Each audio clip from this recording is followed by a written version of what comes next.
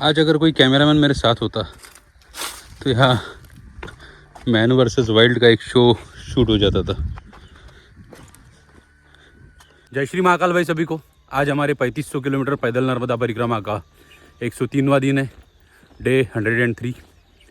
कल रात हम रुके थे अजेरा में। एक्चुअली हम भानपुर रुकने वाले थे, बट 5:30 पौने 6 हो गए थे, तो हम अजेरा में ही स्टॉप ले लिया।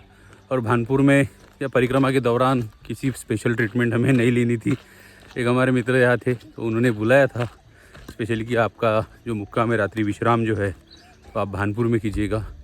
तो उनको फिर ऑन टाइम मना कर दिया और हम अजेरा में ही रुक गए। अच्छा आश्रम था अजेरा का, गौशाला भी थी। अभी सुबह सुबह पहले अजेरा से निकल के पहुँचे भानपुर में जो मित्र थे उनके यहाँ चाय ली। अभी यहाँ से हम बढ़ रहे आगे भटगांव लगेगा। भटगांव के बाद बनखेड़ी, रेवा नगर, काफ़ी सारे छोटे मोटे गांव है। यहाँ से भटगांव तक हमें इसी खेतों वाले रास्ते से जाना है, उसके बाद किनारा लग जाएगा। तो आज सेम शेड्यूल रहेगा, 11-12 बजे तक ही चलना है। 12 के बाद करेंगे विश्राम, क्योंकि धूप बहुत ज़्यादा हो रही है और धूप में तबीयत ख़राब करके कुछ मतलब नहीं है। जैसा कल भी हमने वही किया था, 11 बजे आश्रम में पहुँच चुके थे, 2:30 बजे तक वही विश्राम, वही भोजन, वही बाल भोग, सब एक ही जगह पे। 2:30 बजे वहाँ से निकल के अजेरा पहुँचे। कल 25 समथिंग किलोमीटर्स हम चले। फर्स्ट हाफ में 13 किलोमीटर और सेकंड में 12। वैसे ही चलना है, 25-26 जो कुछ हो जाएगा दिन में चलेगा। डिस्टेंस कम हुआ तो चलेगा, बट सेफली चलना है, क्योंकि धूप इतनी भयंकर बढ़ रही है कि चलना मुश्किल हो जाता है। और तो और नीचे रेत भी गर्म हो जाती है। नर्मदा जी के जल में सूर्यदेव का रिफ्लेक्शन भयंकर आता है। नर्मदे हर, तो वो कारण से भी चलना थोड़ा कठिन हो रहा है। तो देखते हैं जो कुछ हो पाए। कम डिस्टेंस, 2-4-8 दिन ज़्यादा लगेंगे परिक्रमा संपन्न करने के लिए, पर धीरे धीरे बढ़ती, क्योंकि अभी 8-5-6 दिन जो कुछ है उतना ही किनारा मिलेगा। जितना स्लो हम चलेंगे उतना किनारा हमें मिलेगा। 5-6 दिन ही बाकी है। तो नर्मदापुरम के बाद तो वैसे भी रोड से चलना है। तो बढ़ते आगे भी भटगांव की तरफ। नर्मदे हर। स्वागत, वंदन, अभिनंदन। यहाँ से 500 मीटर की दूरी पर ठीक सामने कुटी पर नर्मदा परिक्रमा वासियों के लिए ठहरने की व्यवस्था। इस तरफ है भी गौ घाट, 500 मीटर्स अंदर। बढ़े सीधा आगे। भानपुर पहुँच मार्ग। यहाँ हम कल शाम को ही आने वाले थे, बट वो गांव में स्पेशल व्यवस्था कराना हमें अच्छा नहीं लगा मंदिर में, इसलिए आश्रम पे रुक गए थे पीछे अजेरा में। फाइनली पहुंच गए भाई भानपुर। यही हमारा स्टे होने वाला था कल हनुमान मंदिर में। अभी उनके घर जाते हैं, चाय लेते हैं जरा।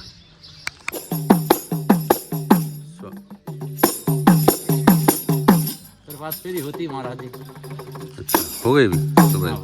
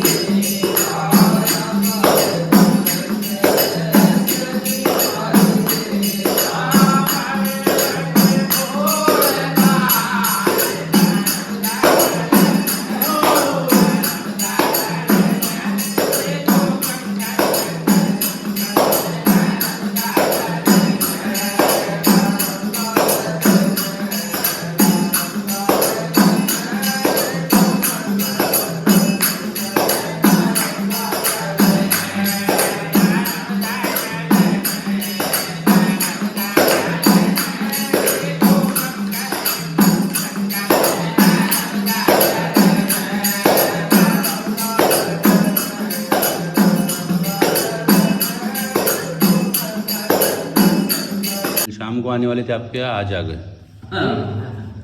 भाई भानपुर में तो हो गई चाय। अभी बढ़ते आगे भटगांव की तरफ। यही रोड से हमें जाना है। भटगांव से हमें किनारे का मार्ग मिल जाएगा। सूर्योदय हो चुका है भाई।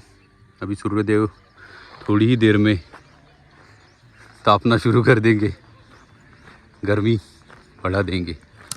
2-3 घंटे है चलने के लिए, तो इसी मार्ग से अभी पहुँचे भाई गलचा विलेज में। इसके आगे भटगांव। यहाँ सभी गांव 1-1, 2-2 किलोमीटर की डिस्टेंस पे है। मध्य प्रदेश के ही मंडला, डिंडोरी कई क्षेत्र हमने देखे एकदम बंजर, जहाँ घास भी नहीं थी, पीने को पानी भी नहीं था। और वही ये भी मध्य प्रदेश ही है, नर्मदापुरम, नरसिंहपुर जिला जो भी हम चल रहे हैं, यहाँ हर तरफ हरियाली है। मतलब वहाँ भी नर्मदा जी बाजू में ही थी, यहाँ भी बाजू में ही। फ़र्क सिर्फ है मिट्टी का, यहाँ मिट्टी है, वहाँ मिट्टी नहीं थी, पूरी मिट्टी बह के चल गई। प्रोजेक्ट चल रहे बड़े बड़े सेव सॉइल के लिए, मिट्टी बचाने के लिए, मृदा संधारण, बट ऑन ग्राउंड कुछ भी नहीं है। हर साल बारिश में मिट्टी बह के जाती है। वहाँ के फार्मर्स बेचारे, जो कुछ छोटे छोटे नाले हैं जिसमें मिट्टी बह के आती है और जम जाती है, तो छोटे छोटे प्लॉट्स, लाइक 15 बाय 15 फीट के प्लॉट में हमने वहाँ मटर देखा है लगाया हुआ, 15 बाय 15 फीट। और यहाँ एकड़ों में ज़मीन है, सैकड़ों एकड़ में गेहूँ पड़ा हुआ है। अलग अलग जगहों की अलग अलग कंडीशंस यहाँ देखने मिल रही है, एक ही जगह पे मध्य प्रदेश में, अलग अलग क्षेत्रों में। वहाँ घास भी देखना मुश्किल है। नर्मदे हर। जब वाली साइड तुम पहुंच जाओगे मंदिर, हाँ, और इस साइड से सांकला पहुंच जाए। सांकला नहीं, हाँ नहीं जाना है, किनारे से जाना है हमें। अच्छा किनारे से जाना है, जब साइड जाओ। हाँ हाँ किनारे से जाना, जब तरफ जाओ। रोड से भाग के कुछ मतलब नहीं है। हाँ ना, किनारों पकड़ लेना, यहीं सीधे निकल जाना। जे भटगावी है ना? हाँ भटगांव पे, आगे भी भटगावी है। हाँ जो नहीं, जे कॉलोनी थी जो भटगांव। अच्छा, वो कॉलोनी थी।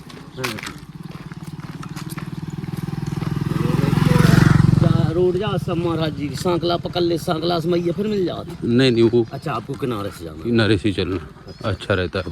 हाँ किनारे से तो फिर जा रास्ता सीधी निकल जाओ, सामने मैया दिखा जाए, किनारे से हो जाए, सीधी रास्ता लगी। चलो नर्मदे हर। सोच के भाई भटगांव, मैया दिखा जाए। जी जी जी, भटगांव से लेते हैं किनारा। परिक्रमा में हर जगह आपको रोड ही मतलब बताएगी कि आप सीधा चल जाए। 3 किलोमीटर में सांकला है, जैसा भी उन्होंने बताया। फिर सांकला पे आप पहुंच जाओगे आश्रम में। नर्मदे हर बाबा, नर्मदे हर। नहीं महाराज, हमें जाना है किनारे से। नर्मदे हर, नर्मदे हर। प्रभु श्री राम जानकी मंदिर भटगांव। सीताराम।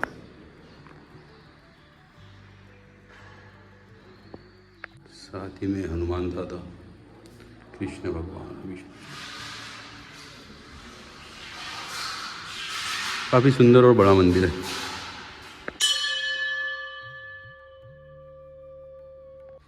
काफी प्राचीन शिवलिंग यहाँ पे रखे गए, नर्मदा जी से प्राप्त हुए। नंदीश्वर भगवान 4, काफी पुरातन। तो छोटे शिवलिंग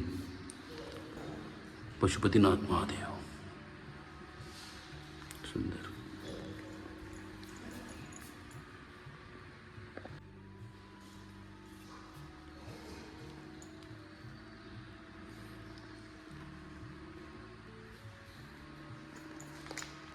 ओम नमः शिवाय। भी काफ़ी प्राचीन मूर्ति है हनुमान दादा की। सीता, काफ़ी प्राचीन मंदिर है भाई भटगांव का। शिवलिंग तो आनंद आ गया दर्शन करके। और सामने है नर्मदा जी, विशाल सा वट वृक्ष, एकदम किनारे पे बना हुआ मंदिर। सुबह का बाल भोग और चाय, भटगांव आश्रम। मही, मही यही बोलती है इसको हमारे यहाँ। छाछ, छाछ भी कहता है, मही भी बोलती। मट्ठा, और सादी भाषा में अंग्रेजी में बटर मिल्क। महाराज जी ज़्यादा हो जाएगा। सीताराम। ऊपर आश्रम से नीचे आता ही एक मंदिर दिखाई दिया है। ये शिव मंदिर, ये पुरातन काफ़ी प्राचीन मंदिर था इस क्षेत्र में। अभी पूरा खंडित हो चुका है, टूट चुका है। ऊपर जो शिवलिंग हमने देखे मंदिर में, वो इसी मंदिर के थे। ये या तो किसी ने तोड़ा गया है या बाढ़ वगैरह से प्रभावित हुआ होगा, बता नहीं सकते। बट काफ़ी प्राचीन मंदिर है। वहाँ गुंबज भी है उसका, पत्थरों में बनी हुई बनावट है इसकी, पत्थरों का है। नर्मदे हर। तो हम बढ़ते भी किनारे से सांकला की तरफ। यही रास्ते रास्ते जाएंगे आगे। महाराज जी मंदिर है ये मंदिर, इसका नॉलेज नहीं है, मगर दादाजी को भी नहीं मालूम कि ये कब से हुआ है। बाप रे। और उन दादाजी ने अपने दादा से पूछा है तो उनको भी नहीं मालूम। ओह, ये लगभग अंग्रेजों से पहले का टाइम है अच्छा। जब का मंदिर है। तो शिवलिंग ऊपर जो रखे है इसमें से? हाँ, ऊपर रास्ते में रखे गए वो इसी में से हैं। ये टूट के पूरा किनारे पे था। तो अच्छा। या तो ऑटोमेटिक गिर गया होगा या तोड़ा गया होगा, जो भी हुआ हो। सही बात नहीं है क्लियर। चलो नर्मदे। नर्मदे महाराज। इसके अंदर से मैं तो निकल जाता हूँ, लेकिन मेरी बैग अटक जाती है पीछे। काफ़ी दिक्कत है इसमें, अटक गई। बट पीछे से अटक के फिर पीछे गिरने का डर लग जाता है। इतने कम जगह में भी क्यों लगा है? जगह छोड़ना ही नहीं है बस, इतनी ही पट्टी है गिर की। और ऊपर आगे ऊपर तक पूरे पहाड़ी पे भाई पौंडेरॉन्स बैठे। गांव के लोग तो आपको रास्ते से भेजते ही है, मतलब रोड ही रोड निकल जाओ, रोड ही रोड निकल जाओ। यहाँ तक कि जो आश्रम्स होते हैं समिति द्वारा चलाए जाते हैं, वो लोग भी आपको बोलते हैं कि नहीं, नीचे से नहीं जाना है, आप रास्ते रास्ते चले जाओ। तो मैंने आश्रम में वही बोला कि महाराज जी आखिरी के 5-6 दिन बचे, आनंद ले लेने दो, उसके बाद तो रोड ही भागना है, रोड से ही रोड चलना है। और आनंद है, इतना सा पैच है खेती वाला, आके तो पूरी रेत ही रेत दिखाई दे रही है। जल स्तर कम होने के कारण पूरा रेगिस्तान जैसे बन चुका है। ऐसा लग रहा है रेगिस्तान में चल रहे हैं, दूर दूर तक रेत ही रेत। पीछे से बहाव मुड़ गया उधर, और आगे पीछे चारों साइड पूरी रेत ही रेत, सामने तक दूर दूर तक रेत। इस रेत में चल चल कर तो ऐसा लग रहा है कि किसी ट्रेनिंग के लिए मुझे भेजा गया है। मतलब इस रेत के ऊपर एक मिट्टी का पतला लेयर तैयार हुआ है, पैर रखते ही पैर अंदर धस जाता है एकदम। इस तरीके से खतरनाक जगह है, चारों साइड रेत ही रेत, दूर दूर तक ऐसा ही रास्ता। और ये और 3.5 किलोमीटर तक रहने वाला है, सेम रूट। बट भाई कोई नहीं है पूरे रास्ते में आगे पीछे, अकेले आनंद है। नर्मदा जल जो है एकदम वो कॉर्नर से, उत्तर तट से, यहाँ एक बूंद भी पानी नहीं।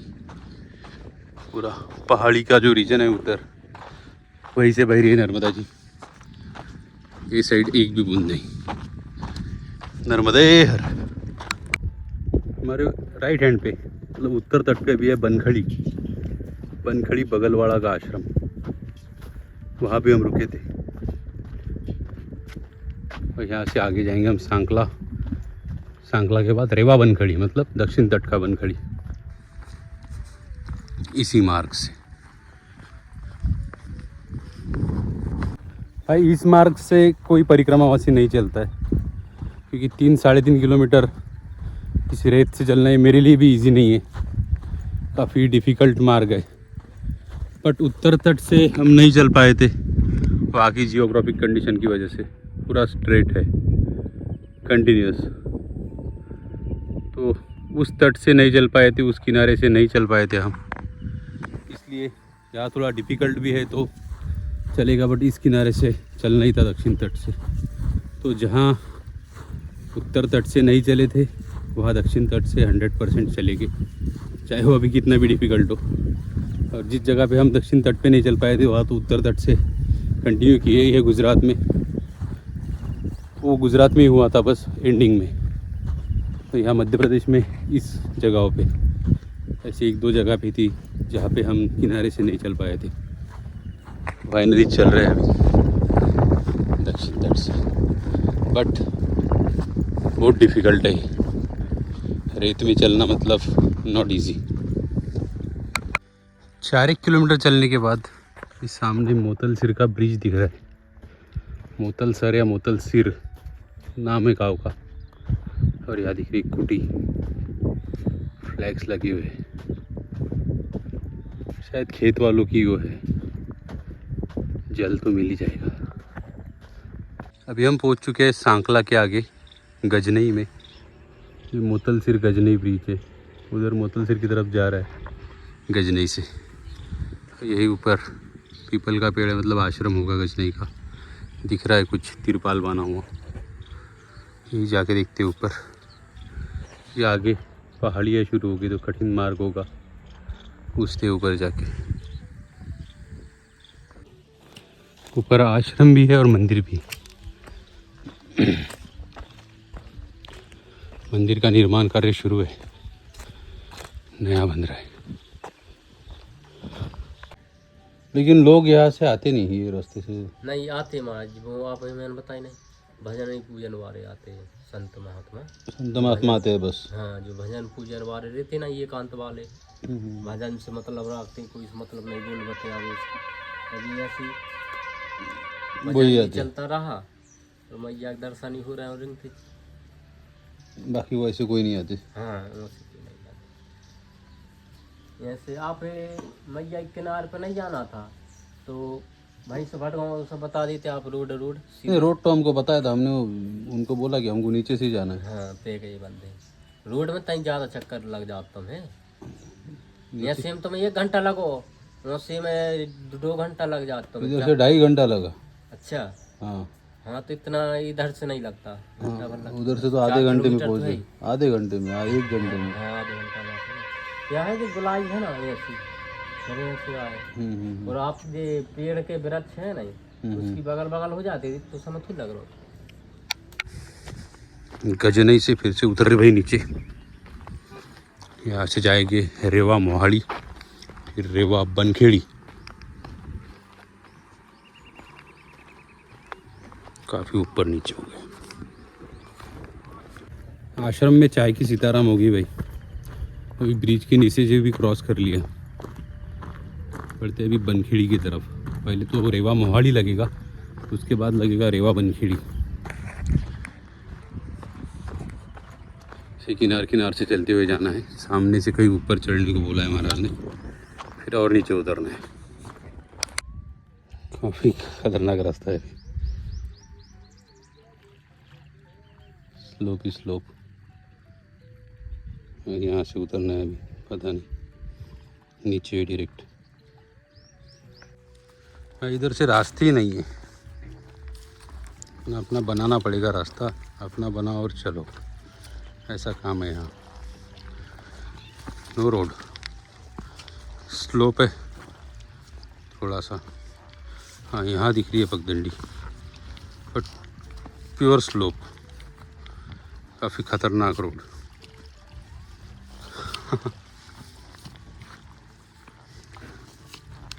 पहाड़ी है साइड से, शायद वो किनारे से हम नहीं आए थे, तो वहाँ भी ऐसा ही होगा। पीछे जो आपने देखा उस तट पे, उत्तर तट पे, अभी तो उत्तर तट पे रेत है। कुछ समय बाद यहाँ भी रेत आएगी हमारे साइड। ये अल्टरनेट इनका शुरू होता है, उत्तर दक्षिण, उत्तर दक्षिण। ये मार्ग मंडला के जंगलों से भी ज़्यादा खतरनाक है। जो दुपट्टा संगम वाला मार्ग था उससे भी 100% खतरनाक। पूरा स्लीपरी और सिर्फ मिट्टी, सिर्फ जानवर यहाँ से जाते हैं। अगर कोई इस मार्ग से परिक्रमा करते दौरान जाना चाहे तो अपने स्वयं के रिस्क पे जाए भाई, क्योंकि परिक्रमा बुक जो है उसमें भी ये रूट नहीं दिया है, इसको रिप्लेस कर दिया है दूसरे रास्ते में। जी महाराज, रास्ता नहीं है तो वहाँ से चढ़ सकते हैं ना आगे? टंग जाओ भाई, नहीं तो रास्ता ऊपर से। अच्छा हाँ अब तो बने, टंग जाओ। जी जी जी। तो यही चीज़ मैं बता रहा था कि बुक में भी ये मार्ग नहीं दिया है, इसको रिप्लेस करके ऊपर से गाँव से घूमते हुए सीधा जो टार रोड है वो रोड दिया गया है। कुछ नहीं, सीधा यहाँ से ऊपर चढ़ना है और नीचे उतरना है। नर्मदे हर गए ना बाबा जी, कैसा है? अरे नर्मदा मैया सब कराती है। चलो भाई। तो एज अ बीइंग माउंटेनियर मेरे लिए इजी था, क्योंकि इन सब चीज़ों के मैंने कोर्सेज कर रखे, ट्रेनिंग ले रखी है और काफ़ी पहाड़ भी चढ़ रखे हैं। आप ट्राई मत करियो, क्योंकि सच में डिफ़िकल्ट है और मिट्टी के बने हुए हैं। यहाँ से भी नीचे भी उतरना है, तो इसका मुझे एक्सपीरियंस है बचपन से, इसलिए मैं कर रहा हूँ। आप मत करो। नर्मदे हर। काफ़ी बड़ा पड़ाव था ये मार्ग में। मैं कैसे चढ़ता हूँ ये देखने के लिए बाबा जी स्पेशल आए, पीछे खड़े होके देख रहे थे कि ये सच में क्लाइंब कर पाएगा या नहीं। बट टफ था। मत करो भाई, तब मैं तो बोलूँगा मत करो, अपने रिस्क में भी मत करो। अभी हमको पता है इसलिए हम चढ़ गए, आप मत करियो। आगे अभी सिंपल रूट है, सामने खेत भी दिख रहा है, उसके बाद रेती शुरू हो जाएंगी सीधी। पहले खेत फिर रेत। नर्मदे हर। फाइनली पहुंच चुके हैं रेवा मोहाड़ी। रेवा सामने घाट है और इस बैम्बूज के बीच से आश्रम है अंदर। वाह, और ऊपर चढ़ना है, यहीं से चढ़ के बढ़ते आश्रम की तरफ। काफ़ी सारे मैंगो ट्रीज दिख रहे हैं, ये भी क्लाइंब भी है। पूरा आम का बागान है भाई, चीकू भी है और सामने ही आश्रम।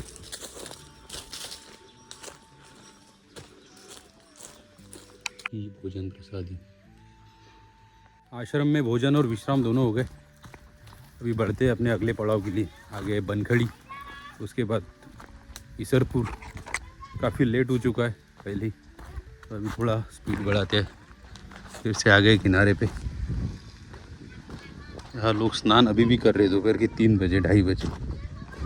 दिन भर यहाँ घाटों पे लोग स्नान करते रहते हैं, तो अच्छी बात है। बढ़ते आगे। फिर से शुरू हो गए भाई रेत। अभी 2-2.5 किलोमीटर ऐसे ही रहेगा ये बनखेड़ी आने तक। कंप्लीट रेत वाला एरिया, रेगिस्तान। ये बड़ी अच्छी बात होगी कि यहाँ किसी ने गेहूँ नहीं लगाया, मतलब खेत नहीं बनाया। नर्मदा जी है, रेत है और एक घास है चलने के लिए।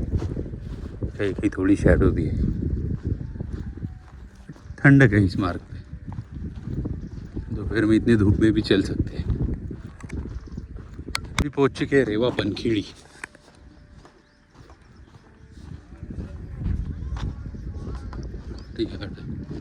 फिर से आ गया भाई वैसा ही रास्ता जैसा पिछली बार था।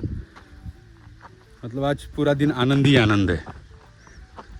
रास्ता है ही नहीं, बस खुद का बनाना पड़ेगा अपना। पूरा स्लीपरी।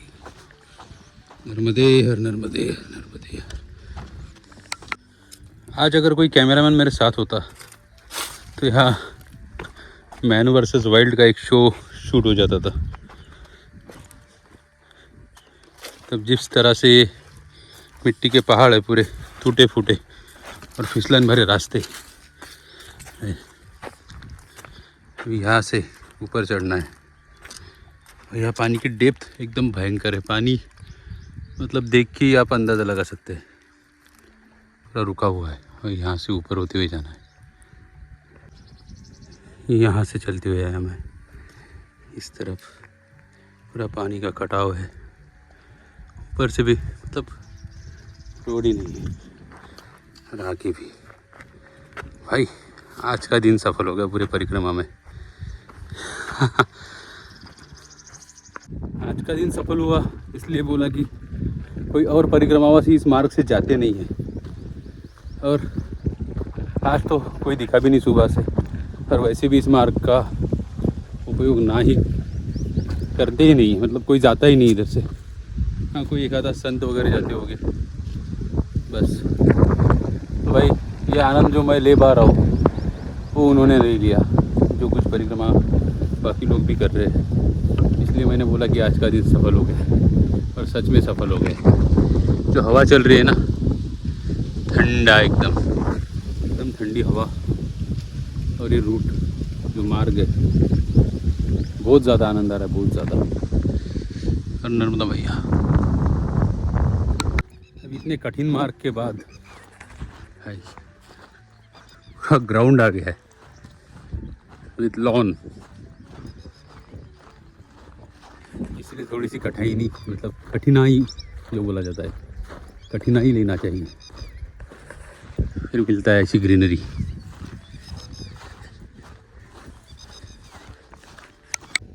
पूरे परिक्रमा में जितना रेत में नहीं चला उतना आज एक दिन में चल लिया।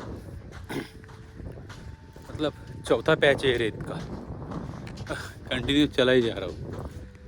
इसमें स्पीड तो एकदम कम हो ही जाती है, ठीक है। हवा ठंडी चल रही है इसलिए कुछ एहसास नहीं हो रहा है, बट इंसान जल्दी थक जाता है इसमें, डबल पावर लगती है, एनर्जी ज़्यादा लगती है। इसे लेते हैं जल, फिर एनर्जी हो जाएंगी डबल। अभी हम पहुंच रहे ईसरपुर, सामने ही पंपिंग स्टेशन है ईसरपुर का, और यह एक संगम है रायन नदी के साथ। तो वही ये रायन नदी है, अभी समर में एकदम छोटी हो गई है, और सामने है संगम रायन नदी का नर्मदा जी के साथ। हमें इसे क्रॉस करके जाना है। रेनी सीज़न में बड़ी होती होगी, क्योंकि समर में अगर इतना पानी है तो ज़्यादा ही होती होगी।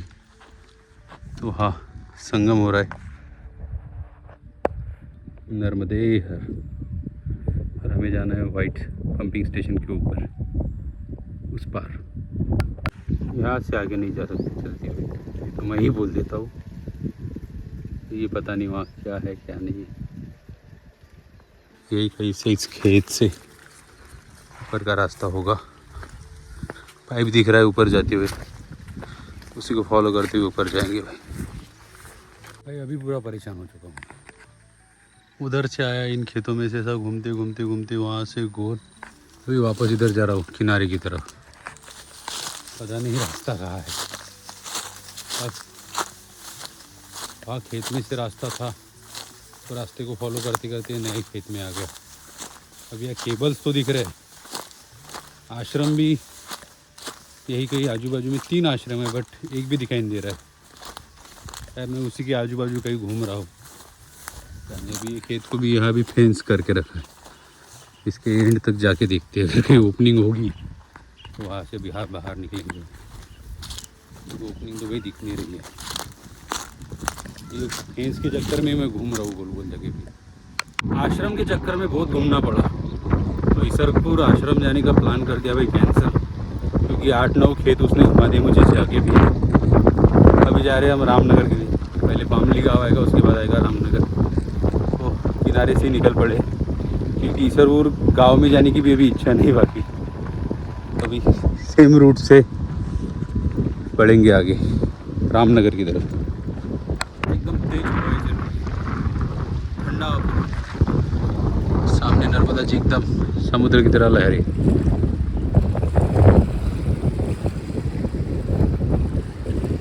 और तेज हवा।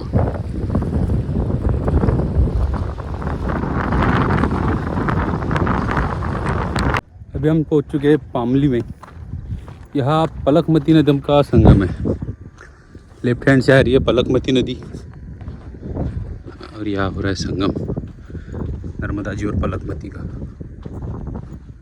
नर्मदे हर। काफ़ी ठंडा पानी है भैया।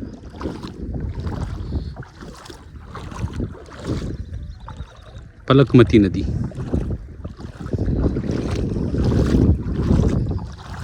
तो मैक्सिमम पानी यहाँ नर्मदा जी का ही दिख रहा है, क्योंकि इस तरफ फ्लो हो रहा है पानी। बट है इस नदी में भी पानी है। संगम क्रॉस करके अभी हम चल के ऊपर की तरफ, क्योंकि हमें जाना है रामनगर। रामनगर में है पांडु द्वीप, पांडवेश्वर महादेव, जो कि पांडवों द्वारा स्थापित है यहाँ पे रामनगर। तो इसी मार्ग से हमें रामनगर पहुँचना होगा। रामनगर पे दर्शन करेंगे, उसके बाद अगर समय होगा तो आगे बढ़ेंगे, अदरवाइज़ वही रात्रि विश्राम। नर्मदे हर। काफ़ी बड़ा गाँव है भाई ये रामनगर। पूरा गांव घूम घूम के अभी नर्मदे हर में है। नर्मदे मंदिर की तरफ का रास्ता मिल चुका है। फाइनली पहुंच चुके भाई रामनगर पांडुद्वीप पांडवेश्वर महादेव। इसी तरफ मंदिर है। नर्मदे हर नर्मदा जी सामने है। विशाल पीपल का पेड़ है।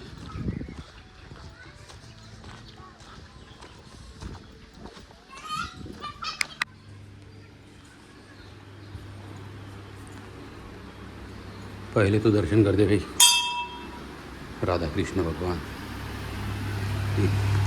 पत्थर रखा है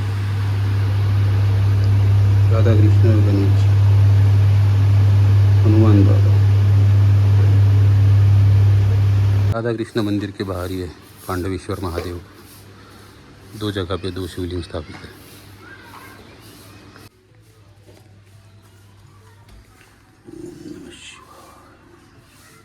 काफ़ी प्राचीन शिवलिंग है। साथ में मैया की मूर्ति प्राचीन नंदी महाराज।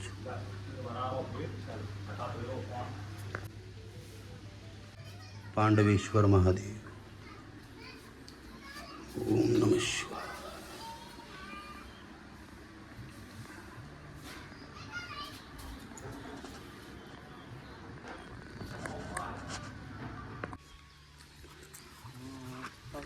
हनुमान दादा सुंदर सूर्यास्त हो रहा है अभी रामनगर में। अभी हमें जा रहे हैं नीचे स्नान के लिए। नर्मदे हर में ये बहुत अच्छा किया आपने। आटे के दीपक बनाए। हाँ। तो उसमें डिजाइन भी दिया। और वाह नर्मदे हर। नर्मदे हर। अभी मैया में भी छोड़ना है दीपक। यही में ले जा रहे हैं। अच्छा आओ आओ आओ। पछताए मैया हमारे कंठ बाली तुम हो घोरी भारी ठाड़े पापी अरज करत। अभी हमारे स्नान सूर्यास्त के पहले बढ़ते अभी आश्रम की तरफ। सामने ही मंदिर है। पांडुद्वीप में ही हम रुके हैं अभी।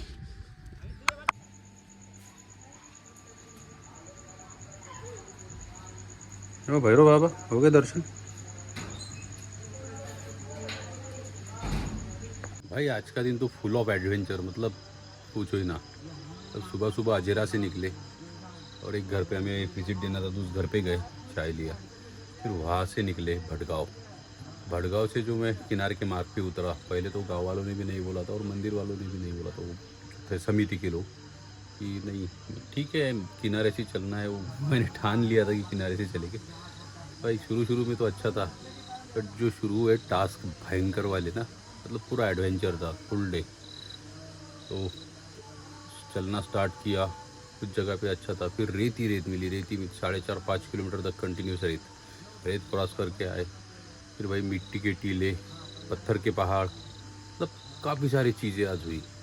कल सुबह भी हमें बताया गया कि यहाँ से तो आगे जा नहीं सकते। मतलब जिस संगम से हम ऊपर चढ़े संगम के बाद हम आए अभी रामनगर में अभी हमारा विश्राम यहाँ पे भोजन तो हो गया। तो अभी यहाँ से कल सुबह जो निकलेंगे तो कल सुबह सतावस सीधा ही रोड है। सतावस होते हुए हमें आगे बढ़ना है। काफ़ी सारे स्थान कल भी है। तो आज 5:15 साढ़े 5 बजे कुछ यहाँ पहुँच गए थे। बट ये शिवलिंग और काफ़ी चीज़ें थी। स्थान अच्छा लगा। विश्राम के लिए अच्छा जगह थी तो यहीं रुक गए। मिलते कल एक नए व्लॉग में। तब तक के लिए नर्मदे हर।